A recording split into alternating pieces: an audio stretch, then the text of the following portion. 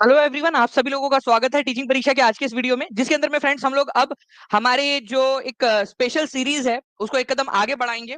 मैं आप लोगों को बता दूं फ्रेंड्स के टीचिंग परीक्षा कंटिन्यूअसली आप लोगों के लिए और ज्यादा बेहतरीन चीजें जो है वो लेकर आता जा रहा है। और उसी की कड़ी में हम लोग दिन रात मेहनत करके आप लोगों के लिए दो बहुत बड़ी वाली रिवॉल्यूशनरी अनाउंसमेंट्स करने वाले हैं। ठीक है, तो उसके लिए भी आप लोग दिल थाम के तैयार रहिए। इसके अलावा जो है फ्रेंड, जितने भी लोग हमारे साथ में यहाँ पर में जुड़ चुके हैं उन सभी लोगों का स्वागत है। मैं सबसे पहले तो उन 800 से ज्यादा लोगों का बहुत बहुत धन्यवाद करना चाहूंगा जिन्होंने फ्रेंड्स इस सेशन को, ठीक है, जो है स्टार्ट होते से ही लाइक कर दिया था। बहुत बहुत शुक्रिया आप सभी लोगों का फ्रेंड्स। ठीक है, और मैं आपको बता दूं कि कल जो है फ्रेंड्स आप लोगों के लिए एक बहुत बड़ी वाली अनाउंसमेंट होने वाली है, बिगेस्ट अनाउंसमेंट आप लोगों के लिए, जो रिवॉल्यूशन की तरह होगी। ठीक है, कल कल आप सभी लोग जो है फ्रेंड्स बिल्कुल तैयार रहेंगे। कल आप लोगों की बड़ी क्लास भी है, 1 बजे सभी लोग मौजूद रहेंगे, क्योंकि कल आप लोगों का कल जो क्लास है ना, पूरा हफ्ते भर में मैंने जितना भी पढ़ा है इंक्लूडिंग आज का भी, उसका पूरा रिवीजन रहेगा आप लोगों का। आपको पता है ना, मैंने पिछले हफ्ते आपसे प्रॉमिस किया था। मैंने प्रॉमिस किया था तो वो मैं प्रॉमिस पूरा निभाऊंगा आप लोगों का। मैंने कहा था आप लोगों से कि पिछले हफ्ते की अगर आप 2000 लाइक कर दोगे तो मैं आप लोगों के लिए अगले हफ्ते भी रिवीजन लूंगा। आपने कर दिया था और मैं अगले हफ्ते रिवीजन लेने वाला हूँ आप लोगों के, मतलब कल आप लोगों के लिए रिवीजन लेने वाला हूँ, पूरे हफ्ते भर की रिवीजन। तो जो भी बच्चा है, ठीक है,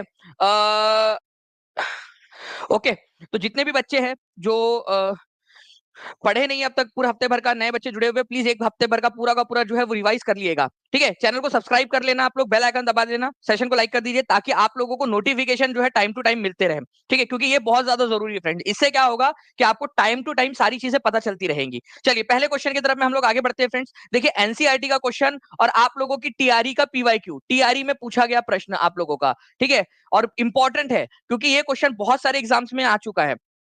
ठीक है, आप लोग देखिए यहाँ पर में ध्यान से इस क्वेश्चन को देखिए। ये क्वेश्चन में बोला गया है, एक कथन दिया गया है, the light has gone out of our lives, हमारे जीवन से प्रकाश चला गया, and there is darkness everywhere, और सारे जगह पे डार्कनेस है। The father of nation is no more, हमारे जो राष्ट्रपिता है वो अब नहीं रहे। महात्मा गांधी की मृत्यु पर ये शब्द किसने कहे थे, जल्दी से बताइए। और मैं टीम से रिक्वेस्ट करूंगा कि प्लीज एक क्वेश्चन जो है इसी प्रकार का कि किसने कहा था, ये क्वेश्चन आपका टीआरई 3 के री एग्जाम में भी आया था, वो क्वेश्चन को भी यहाँ पर में लगा दिया जाए ताकि दोनों को हम लोग साथ में ही करवा दे। तो 2-3 क्वेश्चन के बाद में वो क्वेश्चन भी हम लोग कर लेंगे। ठीक है, तो टीआरई 3 के एग्जाम के अंदर में क्वेश्चन आया था इसी प्रकार का, वो भी मैं आपको करवा देता हूँ। एंड बहुत बहुत शुक्रिया फ्रेंड्स आप लोगों का, इतने जल्दी आप लोगों ने जो है फ्रेंड 2.5 मिनट के अंदर में 1000 से ज्यादा जो है वो लोग हमारे साथ में जुड़ गए और 1000 से ज्यादा लाइक्स आप लोगों ने कर दिए। बहुत बहुत शुक्रिया दिल से आप लोगों का। तो फ्रेंड्स ये कथन जो था ये जवाहरलाल नेहरू का था।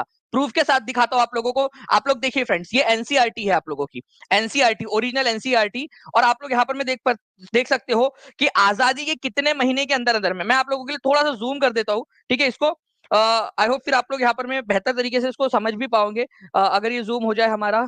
ठीक है, आजादी के कितने महीने के अंदर अंदर जो है वो महात्मा गांधी की मृत्यु हो गई थी। देखो 6 महीने के अंदर अंदर, ये एक इंपॉर्टेंट पॉइंट है आप लोगों का। देखिए एनसीईआरटी में दिया हुआ है 6 महीने के अंदर अंदर जो है महात्मा गांधी की मृत्यु हो गई थी इंडिपेंडेंस के बाद में। ठीक है, हमारा नेशन जो है फ्रेंड्स वो दुख में शोक में घिर चुका था, मॉर्निंग मतलब कि शोक में घिर चुका था। ठीक है, 30 जनवरी 1948 को, कौन सी तारीख थी वो, 30 जनवरी 1948 को महात्मा गांधी की जो है वो हत्या कर दी गई, किसके द्वारा, ठीक है, नाथूराम गोडसे के द्वारा। ठीक है, तो ये याद रखना है आप लोगों ने, नाथूराम गोडसे के द्वारा महात्मा गांधी की हत्या कर दी गई 30 जनवरी 1948 को, 6 महीने के अंदर अंदर आजादी के। गांधी जी केवल 6 महीने देख पाए लगभग हमारी आजादी के।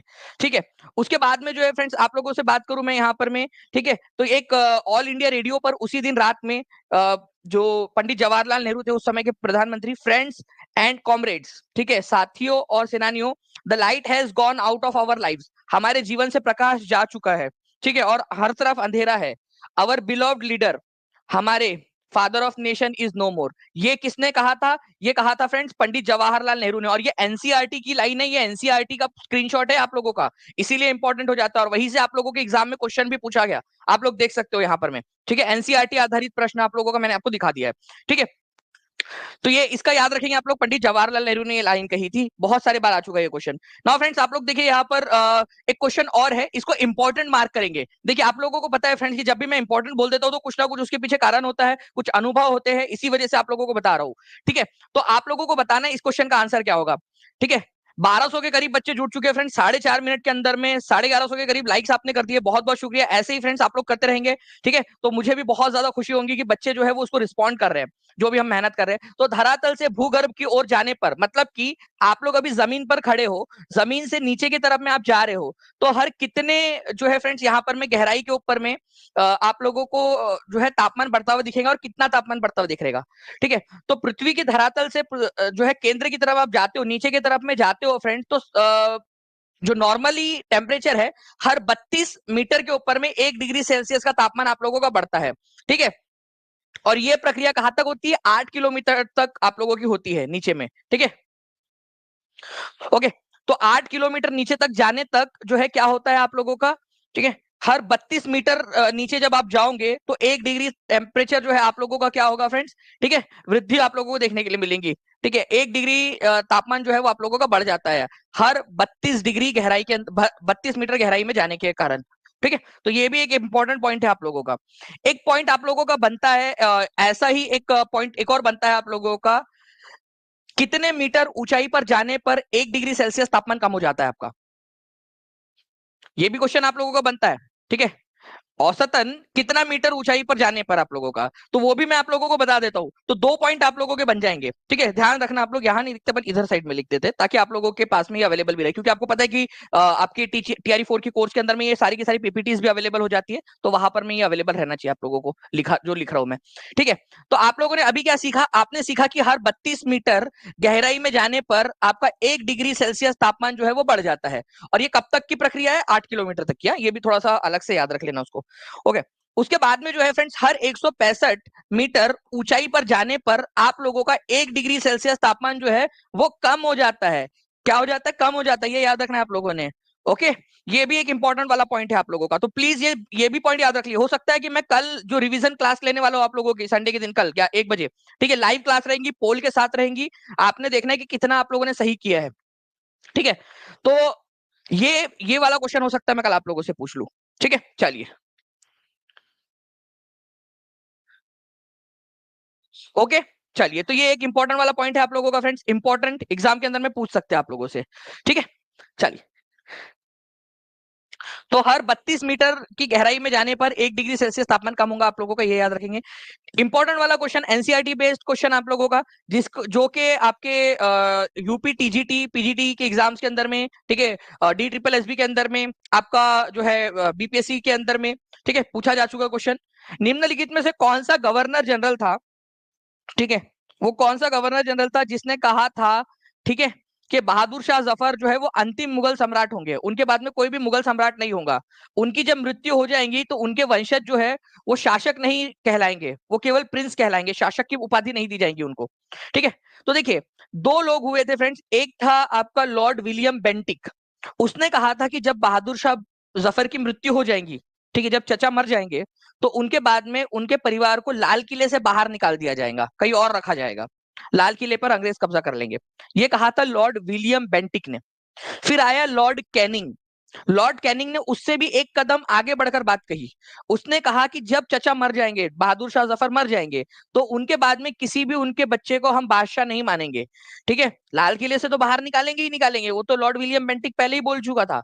अब जो है वो उनको बादशाह भी नहीं मानेंगे, मतलब बहादुर शाह जफर आखिरी मुगल बादशाह होंगे, उसके बाद में मुगल सल्तनत खत्म हो जाएंगी। तो ये घोषणा की थी लॉर्ड कैनिंग ने, ये याद रखना है आप लोगों ने, ठीक है। 1856 में लॉर्ड कैनिंग ने ये घोषणा की थी। तो आंसर इसका ऑप्शन नंबर बी हो जाएगा। 66% लोगों ने सही आंसर किया है फ्रेंड्स यहाँ पर में, ठीक है, ओके। तो गवर्नर जनरल कौन थे उस समय में? लॉर्ड कैनिंग थे। उन्होंने कहा था कि बहादुर शाह जफर आखिरी मुगल बादशाह होंगे। और लाल किले से बाहर निकालने वाली बात किसने कही थी? लाल किले से बाहर निकालने वाली बात, ये भी एक इंपॉर्टेंट क्वेश्चन है। और कब कही थी? ये कही थी लॉर्ड डलहाउसी ने, ठीक है, यहाँ पर आपके 1849 के अंदर में। तो उस समय गवर्नर जनरल थे लॉर्ड डलहाउसी, जिन्होंने कहा था कि लाल किले से बाहर निकाल दिया जाएगा। और जब बात आप लोगों से पूछ ली जाए कि आखिरी मुगल बादशाह होंगे, ये किसने कहा था, तो ये कहा था लॉर्ड कैनिंग ने 1856 में। ये 2 पॉइंट बहुत इंपॉर्टेंट है, प्लीज इसको याद रखिएगा आप सभी के सभी लोग, ठीक है, ठीक है। चलिए, नेक्स्ट क्वेश्चन की तरफ में हम लोग आगे बढ़ते हैं फ्रेंड्स। बेगम हजरत महल, ठीक है, बेगम हजरत महल ये बताइए आप लोग यहाँ पर में इन्होंने कौन 1857 में कहाँ से हिस्सा लिया था? इनका एक निकनेम भी था, बेगम हजरत महल को एक निकनेम के नाम, निकनेम से भी जाना जाता था। कोई बता सकता है उनका निकनेम क्या था? ठीक है, जल्दी बताइए। 1857 वाली जो क्लास थी ना आप लोगों की, जो मैंने आपको पेड में कराई है, उसके अंदर में मैंने इसको पूरा पढ़ाया भी आपको, इस इनका निकनेम भी पढ़ाया था वहां पर में। ठीक है, तो इनको महक परी के नाम से जाना जाता है, महक परी। ठीक है, महक परी का इनका निकनेम है। और इन्होंने लखनऊ से लड़ाई लड़ी थी, लखनऊ। अवध की जो है ये महारानी थी, ठीक है, वाजिद अली शाह, अवध के आखिरी नवाब, उनकी बेगम थी ये, ठीक है, उनकी पत्नी थी। तो इन्होंने क्या किया, इन्होंने देखा कि इनके पति को जो है वो नजरबंद कर दिया गया है, मतलब कि कलकत्ता में ले जाकर कैद कर दिया गया है। ठीक है, तो इन्होंने अपने बेटे, ठीक है, जो बिरजिश कादर था, उसको गद्दी पे बिठा दिया, बोला कि ठीक है, आज से आपके नए नवाब है बिरजिश कादर। वो महिष्मती टाइप का नहीं, क्या वो कौन सी रानी थी वो, वो महिष्मती के अंदर में वो मैडम का नाम क्या था? ठीक है, मेरा आदेश ही है शासन वाली,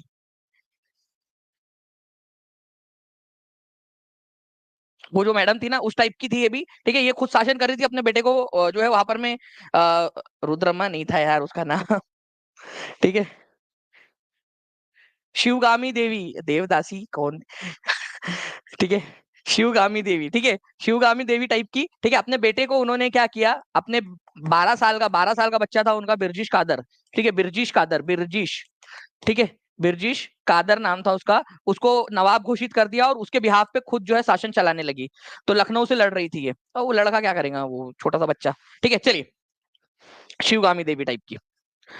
तो ये थोड़ा सा आप लोगों को याद रखना है फ्रेंड्स। अपने जो है फ्रेंड्स 11-12 साल का, जो है 11 साल का हो चुका था, 12वां साल लग चुका था, 11-12-11, ठीक है, 11 to 12 ईयर्स का जो बेटा था उसका, उसको बिरजिश कादर को उन्होंने अवध की, ठीक है, सत्ता सौंप दी थी। तो 11-12 साल का उम्र का लड़का था ये, याद रखना है आप लोगों ने। ठीक है, चलिए, बेगम हजरत महल लड़ी थी, ठीक है, लखनऊ से। ओके, और कौन कहाँ से लड़ा था ये भी बहुत इंपॉर्टेंट है। बिहार से लड़े थे कुंवर सिंह और अमर सिंह, ठीक है। ओके, झांसी से लड़ी थी रानी लक्ष्मीबाई। इसके ऊपर में पूरे के पूरे क्वेश्चन हम लोग करने वाले हैं आगे जाकर।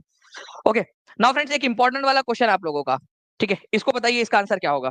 फिर मैं आप लोगों के लिए एक मस्त वाला क्वेश्चन लगा दूं। चलिए, बहुत बढ़िया फ्रेंड्स, आप लोगों के देखिए यहाँ पर में आंसर्स आने स्टार्ट हो गए हैं, कंटिन्यूअसली आप लोग आंसर्स कर रहे हो। ठीक है, तो यहाँ पर में देखिए 1857 के विद्रोह के समय में ब्रिटेन के प्रधानमंत्री कौन थे? तो ये थे पाल्मरस्टन, ये याद रखना है आप लोगों ने, पाल्मरस्टन। ठीक है, लॉर्ड चर्चिल जो है फ्रेंड्स, ये वर्ल्ड वॉर 2 के समय में थे। वर्ल्ड वॉर 2 के समय में ब्रिटेन के प्रधानमंत्री कौन थे? भारत की आजादी के समय, ठीक है, भारत की आजादी के समय में कौन थे, अगर ये क्वेश्चन आ जाए आप लोगों से, तो ये हो जाएगा आप लोगों का, ठीक है, क्लीमेंट एटली। और पाल्मरस्टन थे 1857 के विद्रोह के समय में। ठीक है, ये आप लोगों के लिए इंपॉर्टेंट हो जाता है। अच्छा, अब मैं आप लोगों से एक सवाल पूछता हूँ, मुझे ये बताइए आप लोग, ठीक है, कि भारत में गवर्नर जनरल कौन थे जिस समय में 1857 का युद्ध हुआ? ठीक है, एक क्वेश्चन आप लोगों से मैं ये पूछ रहा हूँ, आप लोग आंसर करोगे। ठीक है, एक क्वेश्चन का आंसर आप लोग करेंगे।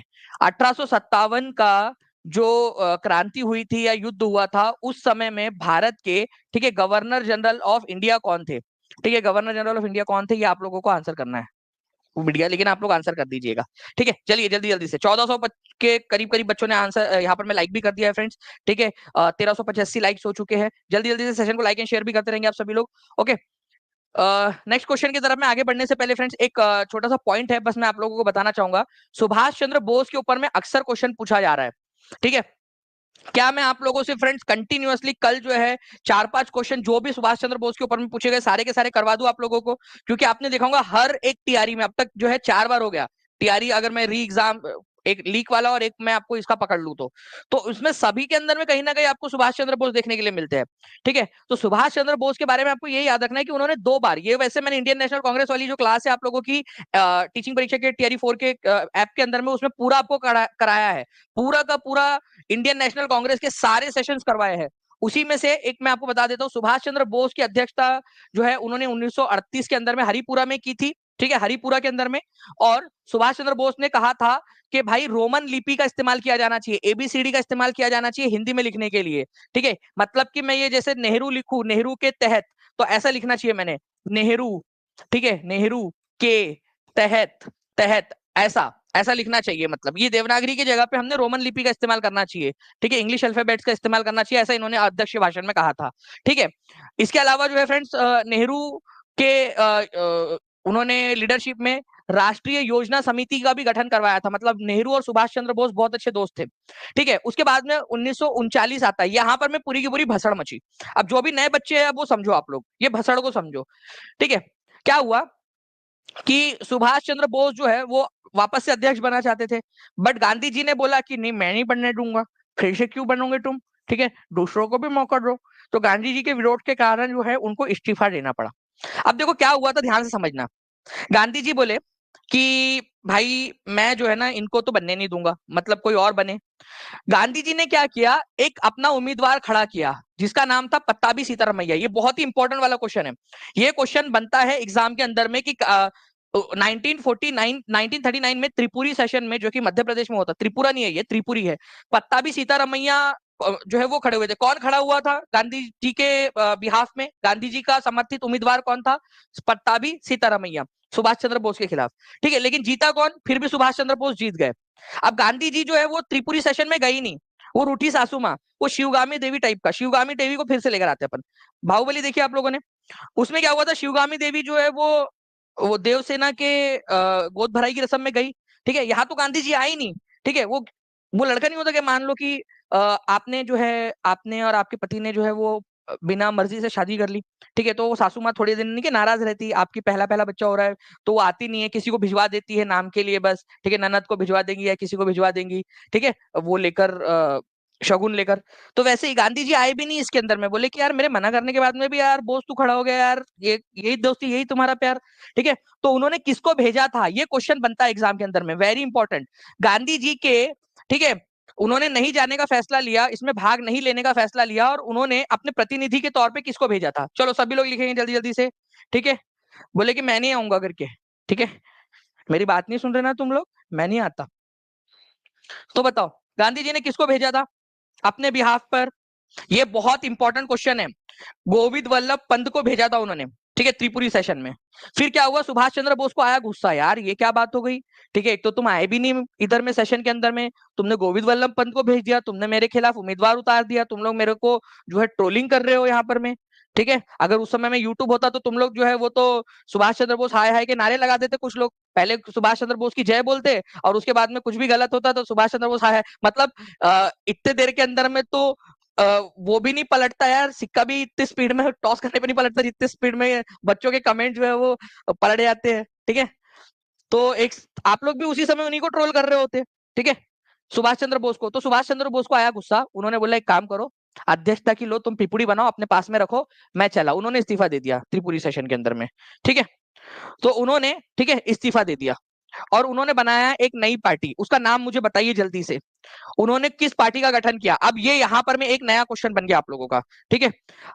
देखिए 1900 लोगों के करीब यहाँ पर में लाइक कर चुके हैं फ्रेंड्स, 1550 बच्चे यहाँ पर में 1900 बच्चों के करीब जुड़ चुके हैं, 1550 लाइक्स तो आप लोगों ने कर चुके हैं। जल्दी जल्दी से सेशन को और ज्यादा जहां भी फैला सकते हो, हर एक जगह पे शेयर कर देंगे। एक चीज आपसे चाहिए मुझे, अगर आपको लग रहा है मैं एनर्जी से पढ़ा रहा हूँ, एनर्जी आपके लिए दे रहा हूँ, एक जो है आप लोग क्या करेंगे जल्दी से, ठीक है, शेयर कर देंगे हर एक जगह पे, ठीक है। 2500 का टारगेट अचीव करना है कल हम लोगों ने, तो हर एक बच्चा जो है फ्रेंड्स कल लाइव आएगा, कल 2500 का टारगेट अचीव करना है हम लोगों ने लाइव का। तो उन्होंने 1939 के अंदर में, ठीक है, फॉरवर्ड ब्लॉक नाम की, फॉरवर्ड ब्लॉक, ठीक है, वर्ड ब्लॉक नाम से एक नई पार्टी बनाई, फॉरवर्ड ब्लॉक, ठीक है।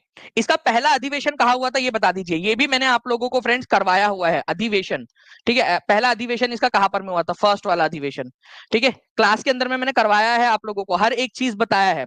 तो जो भी बच्चे हैं टीआरई 4 के अंदर में एनरोल हो चुके हैं, प्लीज पढ़ना स्टार्ट कर दीजिए, क्योंकि अब लड़ाई यहाँ पर में टॉप 100 में आने की है, ठीक है। तो नागपुर के अंदर में हुआ था इसका पहला अधिवेशन फॉरवर्ड ब्लॉक का। तो ये सारी चीजें हैं। अब मैं इसके ऊपर में कल आपसे सवाल पूछूंगा, ठीक है। कल इसके ऊपर जो भी मैंने पढ़ाया है, कौन भेजा था गांधी जी ने, किसको भेजा था, ठीक है। जब इन्होंने इस्तीफा दे दिया तो उनके जगह पे कौन अध्यक्ष बने, ठीक है। तो जब इन्होंने इस्तीफा दे दिया तो उनके जगह पे अध्यक्ष बनाए गए राजेंद्र प्रसाद को। ये भी एक क्वेश्चन बनता है आपका। सुभाष चंद्र बोस के इस्तीफा देने के बाद में कौन अध्यक्ष बना था? ठीक है, राजेंद्र प्रसाद बने थे, ये भी याद रख लीजिए आप लोग, ठीक है। मोहम्मद आफ्ताब आलम जी, आप कोई सजेस्ट कर सकते हो तो प्लीज एक बार वो नंबर नीचे में जो नंबर चल रहा है ना उसके ऊपर में सजेस्ट कर दीजिएगा, ठीक है। आप जिसको भी चाहते हो, ठीक है, कनेक्ट कर लेंगे अपन उनसे। नाउ फ्रेंड्स अब देखिए यहाँ पर मैं इस क्वेश्चन का आंसर के लिए मैं केवल और केवल जो आप लोगों को 15 सेकंड का समय दूंगा, ठीक है। केवल और केवल 15 सेकंड का समय आप लोगों के पास में, जल्दी से बताइए इस क्वेश्चन का आंसर क्या होगा। जल्दी से बताइए इस पर्टिकुलर क्वेश्चन का आंसर क्या होने वाला है। ठीक है, केवल 9 सेकंड बचे आप लोगों के पास में। सुभाष चंद्र बोस ने भारतीय राष्ट्रीय कांग्रेस के त्रिपुरी अधिवेशन में किसको हराकर अध्यक्ष बने थे? ये टीआरई 1 का फीमेल का क्वेश्चन है फ्रेंड्स। खत्म हो गया आप लोगों का। 1 सेकंड मैंने कम कर दिया आप लोगों का, क्योंकि मेरे को लगता है कि 1 सेकंड आप लोग जो है बहुत प्रो हो चुके हो। आंसर इसका ऑप्शन नंबर ए हो जाएगा। 94% लोगों ने आंसर दिया है। 94% लोगों ने आंसर दिया भाई, कमाल हो गया है। ठीक है, चलिए तो आप देख सकते हो यहाँ पर में फ्रेंड्स, आप लोगों को ये सारी चीजें पढ़ाई हुई है। 1938 में किसकी अध्यक्षता में राष्ट्रीय योजना समिति का गठन किया गया था? फिर से टीआरई 1 का क्वेश्चन बता रहा हूँ, मेल का। आपको जो पढ़ा रहा हूँ ना, एक एक चीज फ्रेंड्स ये याद रखना है आप लोगों ने, काम की चीज है। मैं आप लोगों को दे रहा हूँ यहाँ पर मैं 15 सेकंड का समय। मैं चाहूंगा कि आप लोग जो है फ्रेंड्स इस क्वेश्चन का आंसर करें। देखिए, अध्यक्ष कौन थे 1938 में? ठीक है, किसकी अध्यक्षता में राष्ट्रीय योजना समिति का स्थापना की गई थी? ठीक है, तो किसकी अध्यक्षता में की गई थी? 1938 में अध्यक्ष थे, आईएनसी के अध्यक्ष थे, इंडियन नेशनल कांग्रेस के। इंडियन नेशनल कांग्रेस के अध्यक्ष थे सुभाष चंद्र बोस। लेकिन जो राष्ट्रीय योजना समिति बनी थी उसके अध्यक्ष किसको बनाया था उन्होंने? सुभाष चंद्र बोस ने ही बनाया था। उन्होंने बोला था कि सुभाष चंद्र बोस, ठीक है मेरे लाल, ठीक है जवाहरलाल, ठीक है मतलब मेरे जवाहरलाल, ठीक है तुम राष्ट्रीय योजना समिति के अध्यक्ष बनोगे। तो किसकी अध्यक्षता में राष्ट्रीय योजना समिति की स्थापना की गई थी? तो राष्ट्रीय योजना समिति की स्थापना की गई थी, ठीक है, जवाहरलाल नेहरू की अध्यक्षता में। Please point to be noted my Lord. यहां पर मैं पूछा क्या है आपसे? यहां पर मैं पूछा है कि 1938 में जो योजना समिति बनाई थी उसके अध्यक्ष कौन थे? ठीक है, ये नहीं बोला कि इंडियन नेशनल कांग्रेस के अध्यक्ष कौन थे। भाई बात आई समझ में आप लोगों के? इसीलिए ये क्वेश्चंस करना जरूरी है, और मैं आपको रिवाइज करवा करवा के याद करवा दूंगा। ठीक है, इंडियन नेशनल कांग्रेस के अध्यक्ष, अरे बाप रे।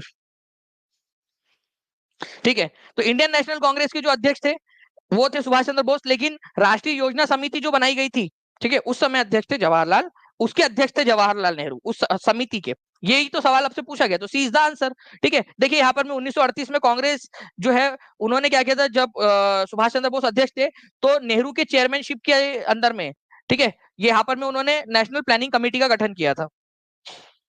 देखिए एक और क्वेश्चन है, अब ये टफ क्वेश्चन है आपका। ठीक है, 1700 लाइक्स आप लोगों ने कर दिए फ्रेंड। जल्दी जल्दी से इस सेशन को भी आप लाइक एंड शेयर करते रहेंगे। ठीक है, बताइए किस एक्ट के द्वारा ईसाई मिशनरियों की गतिविधियों पर लगी रुकावटों को हटा दिया गया? ईसाई मिशनरियों की जो वो थी गतिविधियां। ईसाई मिशनरी मतलब क्या होता है? ईसाई मिशनरियों का मतलब होता है फ्रेंड्स, ठीक है, जो ईसाई धर्म का प्रचार प्रसार करने के लिए लोग होते हैं ना, जो क्रिश्चियनिटी का प्रचार प्रसार करते हैं उनको। तो एक एक्ट आया था जिसके अंदर में ये बोला गया कि ईसाई लोगों को भारत के अंदर में प्रचार प्रसार करने की पूरी अनुमति होगी। ठीक है, तो ये आप लोग बता दीजिए कि कौन से एक्ट के तहत किया गया था ये काम।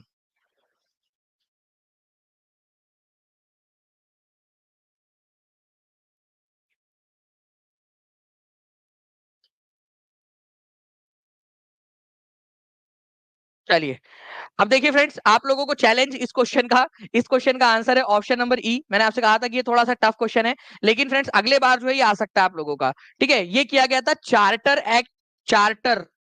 एक्ट ऑफ, ठीक है 1813, 1813 का जो चार्टर एक्ट है उसके अंदर में।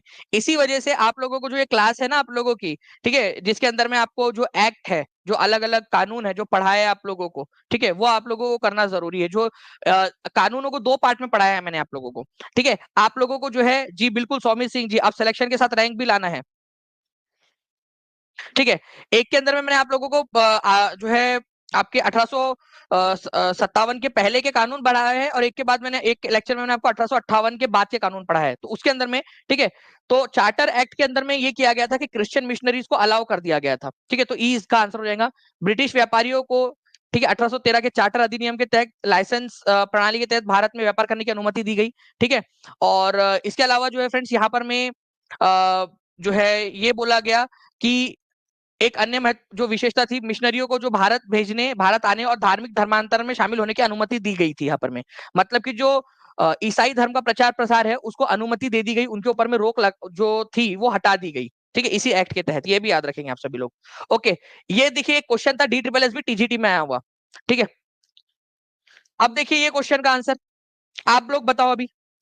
अब आप लोग देखिए यहाँ पर में, ओके, स्वाति प्रिया आप इमोजीज बहुत इस्तेमाल करती हो यार।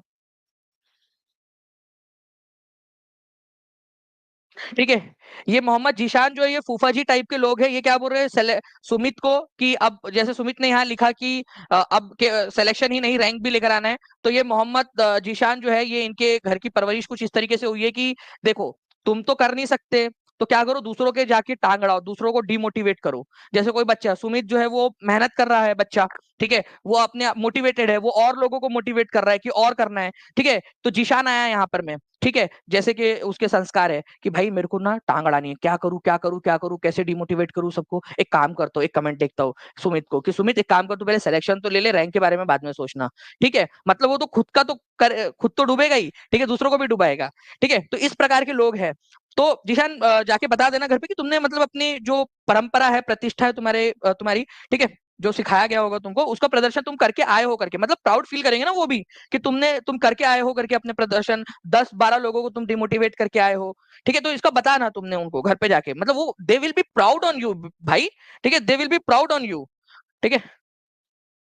तो बड़ा पंगा नहीं लेना, ठीक है, don't under estimate Danish sir, ठीक है। चलिए, चार्टर अधिनियम 1813 के तहत जो है ये हुआ था, आप लोगों का ये याद रखना है आप सभी लोगों ने, ठीक है। चार्टर एक्ट 1813 के तहत, 1813 के तहत, और ये DSSS TGT का क्वेश्चन है, डायरेक्टली आप लोगों को दिखा दिया मैंने। ओके, चलिए, तो C is the correct answer. Now friends, अब देखिए एक और क्वेश्चन है आप लोगों को, रेगुलेटिंग एक्ट कब पास हुआ था, और ये इजी और इंपॉर्टेंट क्वेश्चन है, ठीक है, ये इजी क्वेश्चन है और प्लस इंपॉर्टेंट भी है, ठीक है, इजी प्लस इंपॉर्टेंट क्वेश्चन, ये क्वेश्चन छोड़ने का आप लोग रिस्क नहीं ले सकते, ठीक है। बताइए बताइए जल्दी से, रेगुलेटिंग एक्ट कब आया था आप लोगों का। तो रेगुलेटिंग एक्ट आया था फ्रेंड 1773 के अंदर में, 1773 के अंदर में। ये बहुत ही इंपॉर्टेंट वाला क्वेश्चन है, प्लीज इसको याद रखिएगा। देखिए एनसीईआरटी के अंदर में दिया हुआ है रेगुलेटिंग एक्ट, ठीक है। रेगुलेटिंग एक्ट जो है फ्रेंड्स ये ब्रिटेन की संसद के द्वारा बनाया गया भारत के लिए एक कानून था, ठीक है, 1773 में रेगुलेटिंग एक्ट के तहत, ठीक है। आपको बता दूं सर्वोच्च न्यायालय की स्थापना की गई थी कलकत्ता में, ठीक है। तो सुप्रीम कोर्ट कहां पर में बनाया गया था, रेगुलेटिंग एक्ट 1773 के तहत कलकत्ता में बनाया गया था, ठीक है। ये जो सुप्रीम कोर्ट था ना, ये ब्रिटिश मामलों को, ब्रिटिश जो कानून थे उसके अनुसार काम करता था। इसके अलावा एक और कोर्ट बनाया गया था जिसको सदर निजामत अदालत कहते थे, ठीक है। अपीलेट कोर्ट थी वो, मतलब निचली अदालतों को, फैसलों को वहां चुनौती दी जा सकती थी। सुप्रीम कोर्ट अलग काम करती थी, वो ब्रिटिश कानून के हिसाब से काम करती थी, और सदर निजामत अदालत जो थी वो भारतीय कानूनों के हिसाब से, जो भारत के अंदर में जो अलग अलग धर्म थे उनके कानूनों के हिसाब से काम करती थी, ठीक है। तो सदर निजामत अदालत की स्थापना भी रेगुलेटिंग एक्ट के तहत की गई थी कलकत्ता के अंदर में। पहले इसको कलकत्ता में स्थापित किया गया था, बाद में मुर्शिदाबाद इसको शिफ्ट कर दिया गया, सदर निजामत अदालत। तो सुप्रीम कोर्ट जो है वो ब्रिटिश कानूनों के हिसाब से फैसला सुनाती थी, ठीक है।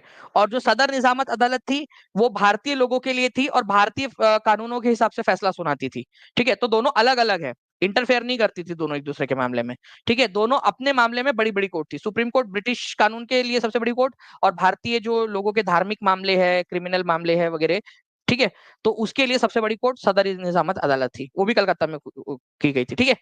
ओके, चलिए। नाउ फ्रेंड्स, रेगुलेटिंग एक्ट किस वर्ष पारित किया गया था, बीपीएससी 2015 का क्वेश्चन देखिए आप लोग, वहीं से जो है आप लोगों को उठाया था इस क्वेश्चन को डायरेक्टली इन्होंने। 2100 बच्चे यहाँ पर जुड़ चुके हैं, 1800 प्लस लाइक्स आपने कर दिए फ्रेंड्स। जल्दी जल्दी से सेशन को जहां भी शेयर कर सकते जल्दी से शेयर कर देंगे।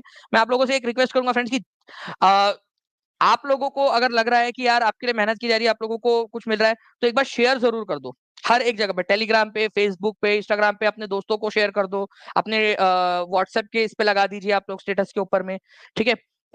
जहां जहां भी जिस जिस भी ग्रुप में हो टेलीग्राम के अंदर में, वहां वहां शेयर कर दीजिए जल्दी जल्दी से।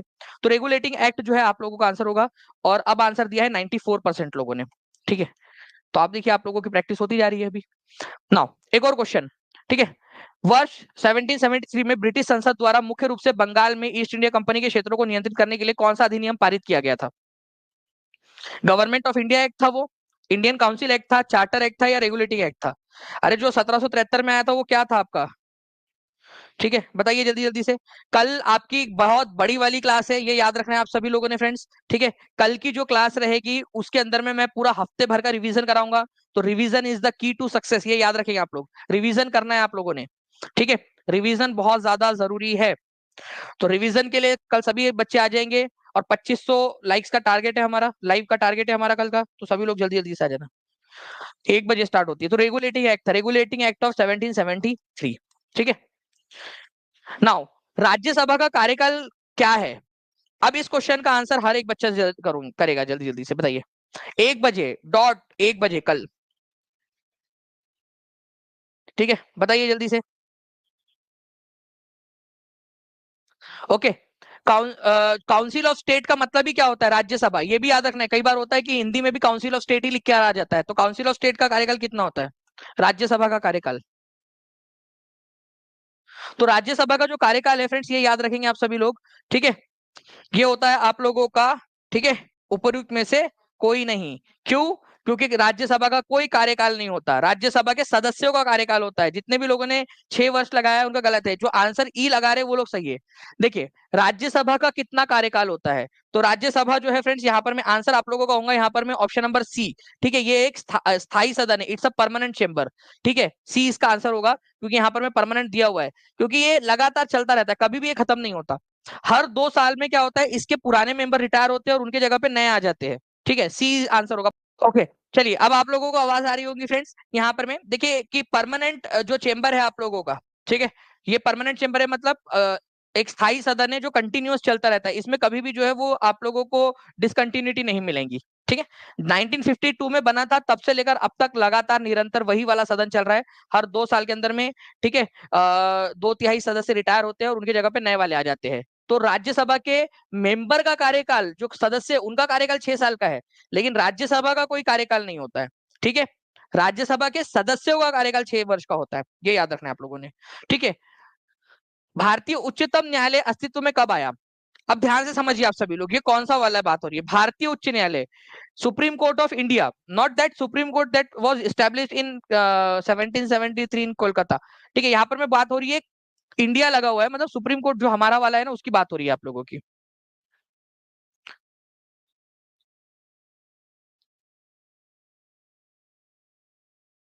बताइए इसका आंसर क्या होगा आप लोगों का? और कल 1 बजे आप लोगों की क्लास है, सभी को पता है ना? 1 बजे एग्जैक्ट आप लोगों को आ जाना है। देखिए फ्रेंड्स, अगर मैं आप लोगों से बात करूं तो आंसर यहां पर में हो जाएगा ऑप्शन नंबर ई, क्योंकि देखिए रेगुलेटिंग एक्ट के तहत बनाया गया था आप लोगों का कलकत्ता के अंदर में, ठीक है, ये याद रखना है आप लोगों ने। लेकिन फ्रेंड्स, भारत का जो सुप्रीम कोर्ट है, ठीक है, जो आजादी के बाद में और संविधान लागू होने के बाद में जो लागू हुआ आपका, उसकी स्थापना हुई थी 28 जनवरी 1950 को, ठीक है, 28 जनवरी 1950 को जो है फ्रेंड्स, ये हुआ था आप लोगों का, तो ये इंपॉर्टेंट हो जाएगा आपका, मतलब संविधान लागू होने के 2 दिन बाद, 28 जनवरी 1950 को, ठीक है, 2 दिन बाद, गणराज्य लोकतंत्र बनने के, ठीक है, रिपब्लिक लागू होने के, रिपब्लिक बनने के 2 दिन बाद में, ठीक है।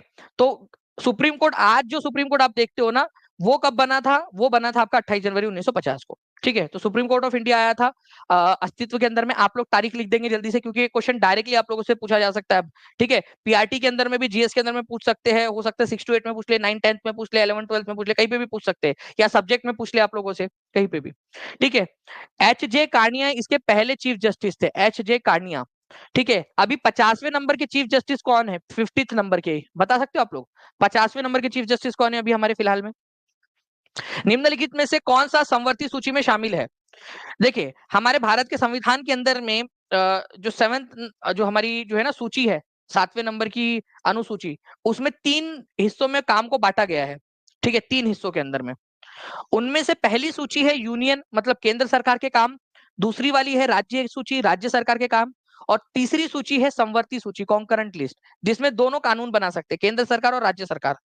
तो आप इनमें से कौन सा वाला है? तो देखिए फ्रेंड्स, जो फॉरेस्ट है ना, पहले राज्य की सूची में आता था, जंगल, अब इसको कॉन्करेंट की लिस्ट में डाल दिया गया, कॉन्करेंट लिस्ट में डाल दिया गया इसको, ठीक है।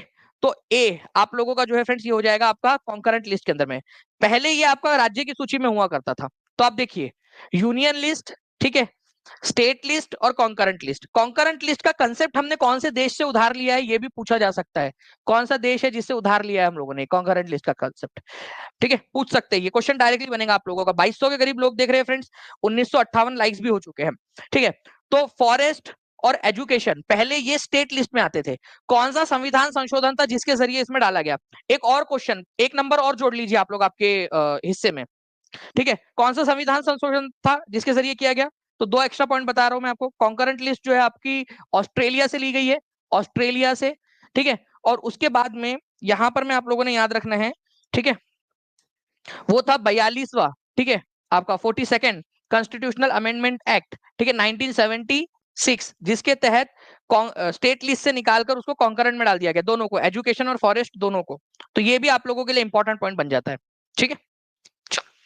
दोनों के दोनों बहुत ज्यादा इंपॉर्टेंट पॉइंट है आप लोगों के। ऑस्ट्रेलिया से लिया गया है, ठीक है, और एजुकेशन और फॉरेस्ट कॉन्करेंट लिस्ट में है, पहले वो स्टेट लिस्ट में हुआ करते थे 1976 में, इनको इधर डाल दिया गया, ठीक है।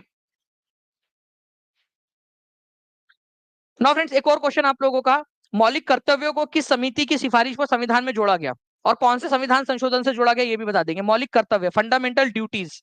देखिए फंडामेंटल ड्यूटीज क्या होती है ये समझो आप लोग। आप लोगों के पास में फंडामेंटल राइट्स है, कुछ मूलभूत अधिकार है आप लोगों के, ठीक है, मूलभूत अधिकार है, और इन अधिकारों के अलावा आपके पास में कुछ कर्तव्य भी होने चाहिए, आपकी कुछ ड्यूटीज भी होनी चाहिए। जैसे आप लोगों के पास में ये अधिकार है, आप लोग लेक्चर देख रहे हो, लेकिन आपका कर्तव्य भी बनता है कि आप लोग भी इस लेक्चर के अंदर में जो है अपना अपना योगदान दे, ठीक है। तो अगर आप योगदान दे रहे हो तो मतलब आप अपनी ड्यूटी निभा रहे हो। तो फ्रेंड्स जो है यहाँ पर में स्वर्ण सिंह समिति थी, जिसके रिकमेंडेशन के आधार पर, ठीक है, ये संविधान के अंदर में जोड़ा गया था। And thank you very much for 2000 plus likes friends, आप सभी लोगों का बहुत बहुत शुक्रिया। मतलब आप लोग जो है अपनी ड्यूटी भी निभाते हो, ठीक है, केवल लेने में विश्वास नहीं रखते हो, देने में भी विश्वास रखते हो। तो स्वर्ण सिंह समिति, ठीक है, इसके अनुसार 42nd संविधान संशोधन के जरिए, ठीक है, 1976 के अंदर में जोड़ा गया था। उस समय भारत की प्रधानमंत्री कौन थी? 42nd संविधान संशोधन के जरिए पीएम कौन था? क्योंकि अब ये भी क्वेश्चन पूछा जाने लगा है आप लोगों से, याद है ना? अभी 90 जो है 73rd और 74th संविधान संशोधन के समय में कौन था? ये क्वेश्चन आया था आप लोगों से, ठीक है। आया था कि नहीं आया था क्वेश्चन आप लोगों का?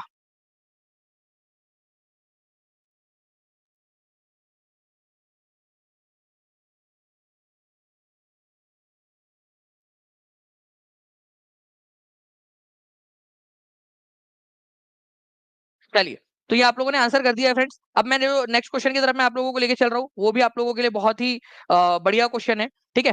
देखिए पहले जो है फ्रेंड 10 फंडामेंटल राइट्स हुआ करते थे, एक बाद में जोड़ा गया आप लोगों का, ठीक है। अगर आप लोग कहोगे तो जैसे मैंने पेड के अंदर में पूरा फंडामेंटल ड्यूटीज आपको पूरा बेसिक से लेकर एडवांस तक पढ़ाया है, और पूरी 11 फंडामेंटल ड्यूटीज याद भी करवाई है, ठीक है। आप लोग कहोगे तो मैं आपको भी याद करवा दूंगा यहाँ पर में, ठीक है।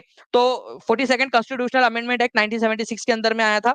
उस समय में प्रधानमंत्री थी इंदिरा गांधी। वेरी गुड, बहुत बढ़िया, ठीक है। 2100 प्लस लाइक्स आप लोगों ने कर दिए, बहुत बहुत शुक्रिया आप सभी लोगों का फ्रेंड्स। अब देखिए 15 मार्च 2024 को टीआरई का लीक जो पेपर है उसके अंदर में पूछा गया प्रश्न, देखते कितने लोग इसका आंसर कर पाते हैं, ठीक है। ये इंटरेस्टिंग क्वेश्चन है, बताइए। फिर मैं आप लोगों को जो है ना बाकी की चीजें भी, अगर आप लोग कहोगे तो मैं बाकी की चीजें भी आप लोगों के लिए करवा देता हूँ, ठीक है। पहले 2200 यहाँ पर मैं लाइक जल्दी से कर देंगे आप सभी लोग, ताकि फिर मुझे भी मोटिवेशन मिले कि यार बाकी के जो पार्टीज है वो भी करवा दूं आपको मैं।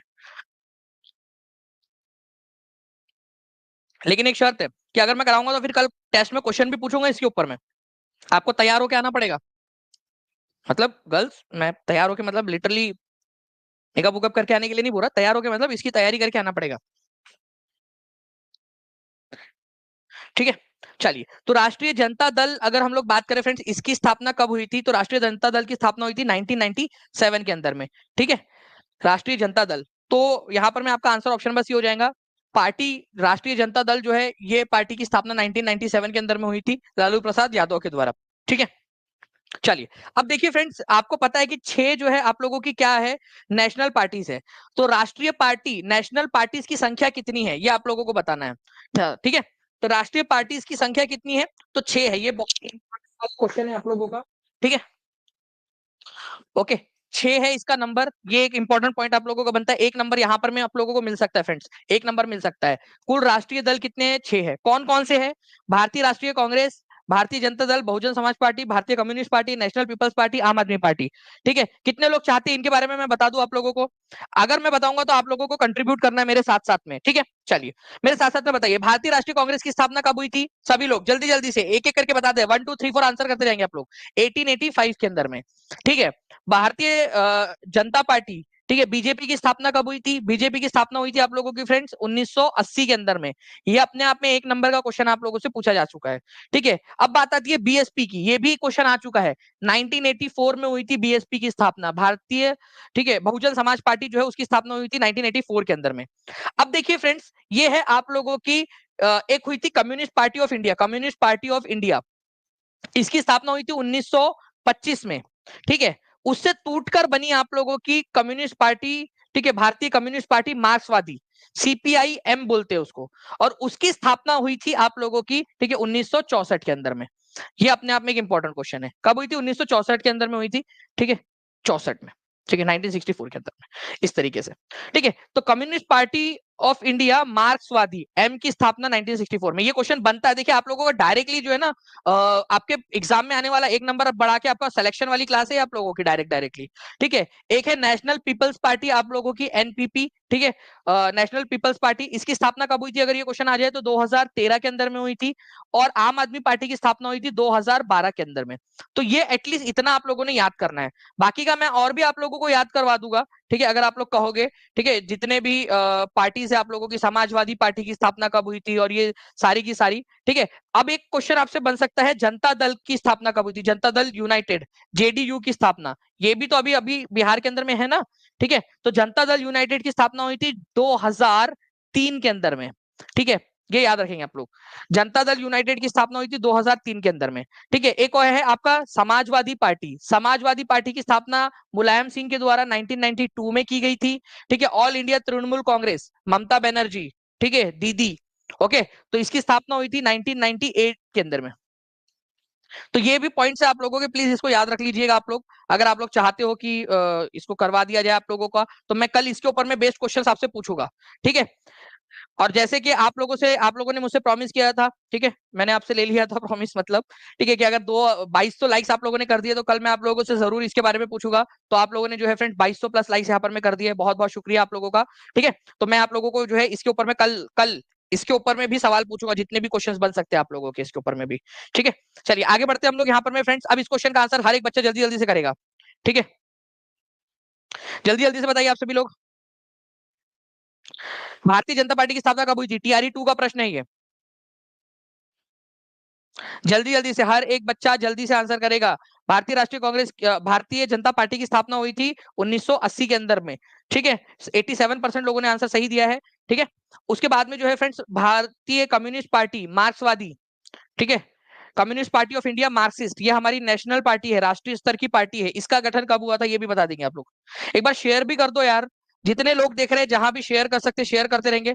और जो भी लोग हैं जो टीचिंग परीक्षा के साथ कोर्सेस में जुड़ना चाहते हैं, वो लोग नीचे में जो नंबर चल रहा है 7611101101 9697888844, उस पर कॉल या फिर व्हाट्सएप कर सकते हैं, टीम आपकी मदद कर देंगी, ठीक है। चलिए, तो फ्रेंड्स आंसर हो जाएगा 1964 के अंदर में, ठीक है। तो 1964 के अंदर में communist party of India Marxist की स्थापना हुई थी, ओके। नाउ फ्रेंड्स, अब इस क्वेश्चन का आंसर जिसने लगा डाला उसकी लाइफ झींगा लाला। ये क्वेश्चन 69 बीपीएससी का क्वेश्चन है, देख लीजिए आप लोग। और ये टीचिंग परीक्षा के ऐप के ऊपर में आपको प्रीमियम ई बुक के ऊपर में सारे क्वेश्चंस अवेलेबल है। जितने भी बच्चे जिन्होंने TRE 4 के अंदर में एनरोल किया है उन सबको ई बुक्स मिल चुकी है, ठीक है। और उस ई बुक के अंदर में ये क्वेश्चन अवेलेबल है आपका, ये सारे क्वेश्चंस अवेलेबल है, ओके।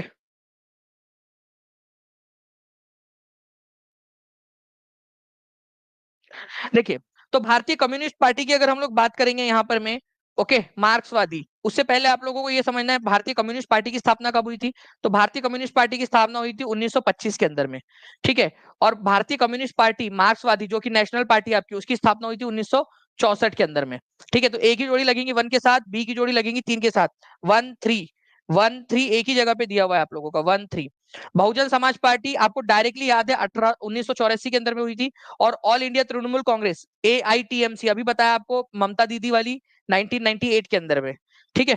तो 4 की जोड़ी 2 के साथ लग जाएंगी आपकी, तो आंसर इसका ऑप्शन नंबर ए हो जाएगा। कितना परसेंट लोगों ने आंसर किया है? 70% लोगों ने सही आंसर किया है, ठीक है। 70% लोगों ने सही आंसर किया। आप लोग देख सकते हो फ्रेंड्स, यहाँ पर मैं पूरा जो मैंने आपको समझाया था ना अभी, ये इस स्लाइड के अंदर में देखिए, पूरा उसी में से communist party of India, communist party of India मार्क्सवादी, ठीक है, बहुजन समाज पार्टी आप लोगों की, भारतीय जनता पार्टी, ठीक है, इसके अंदर में से आपका पूरा का पूरा हो गया। यहाँ पर मैं बताया था आपको, all India Trinamool Congress, Samajwadi party आगे में पूछा जा सकता है, जनता दल यूनाइटेड आपसे पूछा जा सकता है। इसके अलावा आप लोगों से पूछा जा सकता है राष्ट्रीय जनता दल जो है RJD, उसकी स्थापना कब हुई थी, जो पूछा भी गया था पहले भी और आगे में भी पूछे जाने की संभावना है आप लोगों की, ठीक है। तो इसको थोड़ा सा याद रख लेना आप लोग। अच्छा, एक क्वेश्चन और है आप लोगों के लिए, ठीक है। इस क्वेश्चन का आंसर लगाने की कृपा करें, इस क्वेश्चन को लगाने की कृपा करें जल्दी से। देखिए, आप लोगों को बता दूं फ्रेंड्स कि जो भी पढ़ा रहा हूं ना आप लोगों को, ठीक है, वो सारे के सारे आप लोगों के काम के क्वेश्चन है, एग्जाम में आने वाले क्वेश्चन है। और ये टीचिंग परीक्षा का आप देख भी सकते हो, टीचिंग परीक्षा के ऐप के ऊपर में अवेलेबल है ये, ठीक है, क्वेश्चंस पूरे के पूरे। और ये एग्जाम में आया था क्वेश्चन आप लोगों का इसी से रिलेटेड। अखिल भारतीय तृणमूल कांग्रेस AITMC, बताइए जल्दी से इसका आंसर क्या होगा? जो बच्चा लेक्चर देखेगा पूरा, ठीक है, उसका फायदा होगा। बताइए। ऑल इंडिया तृणमूल कांग्रेस, ठीक है, अखिल भारतीय तृणमूल कांग्रेस, इसकी स्थापना 1998 के अंदर में हुई थी, ठीक है। उसके बाद में जो है फ्रेंड्स आप लोगों का एक कट गया है, बट कोई बात नहीं, हम उसको लगा देंगे, ठीक है। बहुजन समाज पार्टी की स्थापना, बहुजन समाज पार्टी, ठीक है, 1984 में हुई थी। तो ए की जोड़ी लगेंगी 4 के साथ में, ठीक है। बी की जोड़ी लगेंगी आप लोगों की 1 के साथ में, 4 और 1। तो ये आंसर तो हो नहीं सकता, सी हो सकता है आपका, ठीक है, या फिर नन ऑफ द अबव हो सकता है। भारतीय जनता पार्टी जो है फ्रेंड्स, इसकी स्थापना हुई थी 1980 के अंदर में। तो सी की जोड़ी 2 के साथ लगेंगी, बिल्कुल यहां तक तो बिल्कुल सही है, ठीक है। भारत का मार्क्सवादी दल, ठीक है, मतलब कम्युनिस्ट पार्टी ऑफ इंडिया मार्क्सवादी, ठीक है, इसकी स्थापना हुई थी 1964 के अंदर में। तो डी की जोड़ी 3 के साथ में, ये भी बिल्कुल सही है, तो सी इज द आंसर, ठीक है। या आप लोगों का TRE 3 का री एग्जाम का पेपर है, TRE 3 री एग्जाम, ताजा ताजा क्वेश्चन है अभी वाला, जो अभी आप लोगों को बस बढ़ाया है मैंने, जो अभी एग्जाम हुई है आप लोगों की, ठीक है, 15 दिन पहले, उसका पेपर, उसका क्वेश्चन आप लोग खुद देख सकते हो, ठीक है। 2300+ आपने लाइक कर दिए फ्रेंड्स, बहुत बहुत शुक्रिया। बस एक बार हर एक बच्चा जो है वो शेयर कर देगा, तो मुझे भी लगेगा कि हाँ यार आप लोग जो है यहाँ पर में कर रहे हो और आपके लिए मेहनत करनी है, ठीक है। तो जितने भी बच्चे हैं जो टीचिंग परीक्षा के साथ में जुड़ना चाहते हैं, नीचे में नंबर दिया हुआ है, उसके ऊपर में कॉल या व्हाट्सएप कर सकते हो आप सभी लोग फ्रेंड्स, ठीक है। नंबर जो चल रहा है उस पर कॉल या व्हाट्सएप कर लीजिए। टीचिंग परीक्षा चैनल को सब्सक्राइब करके बेल आइकन हर एक बच्चे ने दबा लेना है, ठीक है। साथ ही साथ मैं आपको बता दूं कि टीचिंग परीक्षा के जो है आप लोगों के लिए एक बहुत बड़ा रिवोल्यूशन लेकर आ रहे हैं कल हम लोग, ठीक है। तो कल एग्जैक्ट 1 बजे एक तो रिविजन होंगी आप लोगों की, ठीक है, ओके। एक तो आप लोगों की जो है फ्रेंड्स रिवीजन होंगी, और दूसरी बात आप लोगों का जो है फ्रेंड्स ये वाली अनाउंसमेंट भी की जाएंगी। कितने बार संशोधन, 106 बार संशोधन हो चुका है, ठीक है। संविधान में संशोधन पूछ रहे थे कोई यहाँ पर में अभी, ठीक है, मधु पांडे जी, ठीक है। तो 106 बार संशोधन हो चुका है। 106 नंबर का जो संविधान संशोधन था वो महिला आरक्षण का था, 33% का, लोकसभा और विधानसभाओं के अंदर में, ठीक है। तो ये वाला भी है, और कल टेस्ट के लिए भी तैयार रहिए आप सभी लोग। रैंक बूस्टर वाली क्लास जो है वो अमित जी ऑलरेडी मैं आपको बता चुका हूँ कि 1 सितंबर से स्टार्ट होंगी वो, ठीक है, 1 सितंबर से। ओके, चलिए, thank you very much friends. मिलते हैं हम लोग हमारे नेक्स्ट लेक्चर के अंदर में, तब तक के लिए take care and bye. Session को शेयर जरूर कर दीजिए एक एक बार। मैं आप सभी से रिक्वेस्ट करता हूँ, जितने भी बच्चे यहाँ पर मैं देख रहे हैं, अगर आपको लग रहा है कि आप लोगों के लिए कुछ काम की चीज है, तो प्लीज हर एक जगह पे शेयर कर देंगे, सेशन को जाने जाते जाते हर एक जगह पे शेयर कर दीजिए, ठीक है। एक दूसरे से सवाल भी करते रहेंगे आप सभी लोग नीचे में, ठीक है, क्वेश्चंस पूछते रहेंगे, ताकि बाकी लोग भी जो है वो मोटिवेट हो सके, आप भी मोटिवेट हो, आपको भी रिविजन होती रहे, ठीक है। चलो, thank you very much, take care and bye, God bless you all, thank you very much, bye, thank you.